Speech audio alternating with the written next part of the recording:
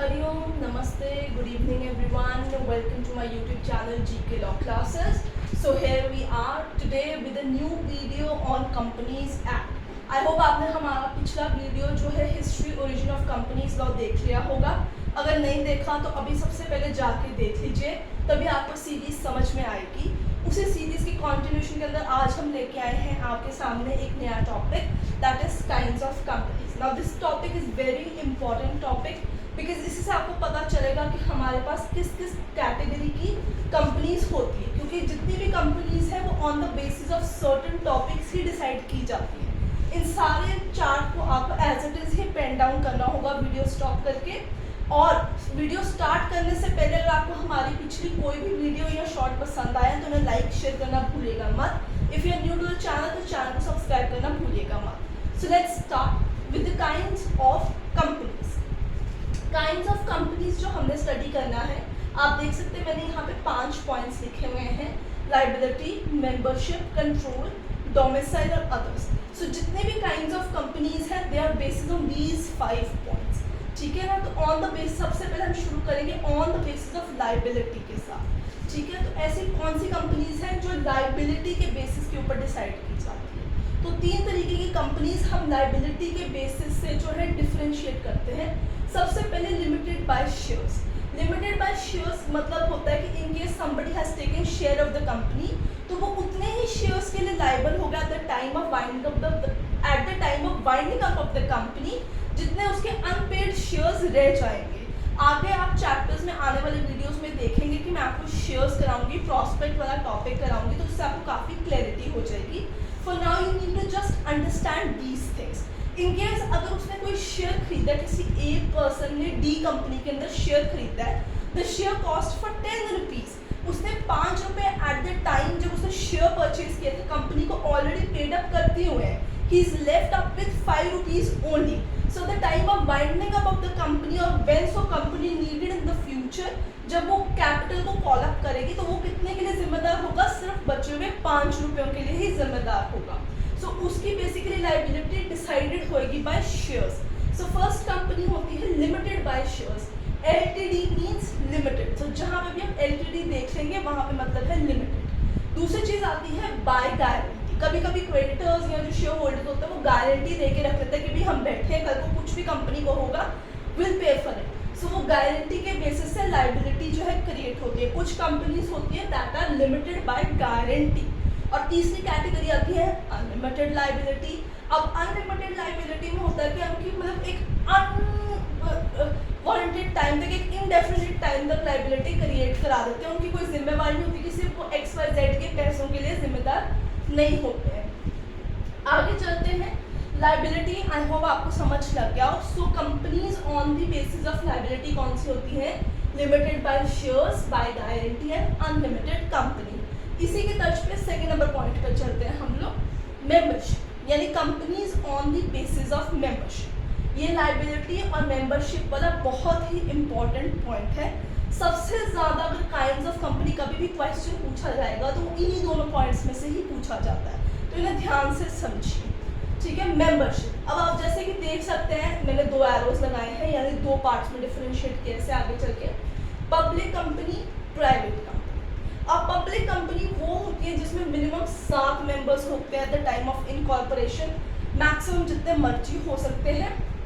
These are those companies जिसमें public limited जैसे नाम यूटिलाइज किए होते हैं, जिनके शेयर्स फ्रीली ट्रांसफरेबल होते हैं आपके पास, and they have to have minimum 3 directors in their company. So जहाँ पे आप पब्लिक लिमिटेड वाला वर्ड सुन लेंगे that is a public company having minimum at least 7 members. दूसरे तरीके से आती है प्राइवेट कंपनी. अब प्राइवेट कंपनी बिल्कुल ऑपोजिट टू पब्लिक कंपनी है. शेयर्स इनके ट्रांसफरेबल नहीं होते हैं. 2 मेंबर्स मिनिमम रिक्वायर्ड होते हैं कंपनी इनकॉर्पोरेट करने के लिए. ये प्राइवेट लिमिटेड PVT LTD लिखते हैं अपनी कंपनियों के नाम के पीछे. ठीक है. उसे हम प्राइवेट लिमिटेड कहते हैं. इसके सब पार्ट्स में कभी कभी हम स्मॉल कंपनी, और आजकल एक नई तरीके की कंपनी 2013 एक्ट में सामने आई है, OPC. OPC यानी 1 पर्सन कंपनी, यानी जिसमें सिर्फ एक ही मेंबर कंपनी का हिस्सा होता है. ठीक है. तो उसे कहते हैं OPC. Seldom it is the part of private company itself. ठीक है. कभी कभी आप कुछ बुक्स में देखेंगे मेंबरशिप के अंदर पब्लिक प्राइवेट ओपीसी यानी वन पर्सन तीसरी कैटेगरी क्रिएट की गई होती है, otherwise it is so called part of private company itself, right. Let's further move on to third number point जो बात करता है control. So on the basis of control में कौन सी कंपनीज हमारे पास आती है, we have the government company. Now what do you understand by the term government company? Usually अगर हम आम लेमन लैंग्वेज में बात करें, so government company is a kind of a company जहां गवर्नमेंट ने कंपनी के अंदर एटलीस्ट 51% या उससे ज़्यादा का स्टेक अक्वायर करके रखा होता है, that is a government company.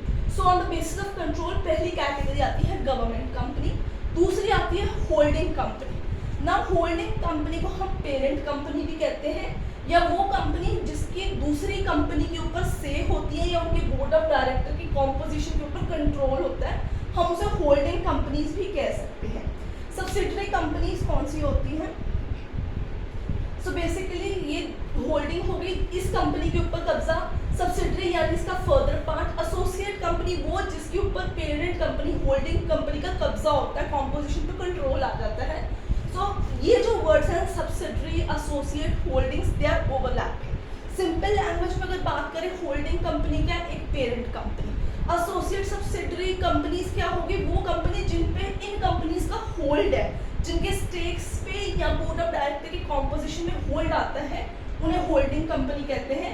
जिनके ऊपर किया जाता है उन्हें एसोसिएट सब्सिडरी कंपनीज के नाम से जाना जाता है। इस पे ज़्यादा बाइफर्केशंस की आपको ज़रूरत नहीं है, ज़्यादा अंडरस्टैंडिंग की ज़रूरत नहीं है, बस आपको यही समझना है on the basis of control हमारे पास किस कैटेगरी की कंपनी आती है।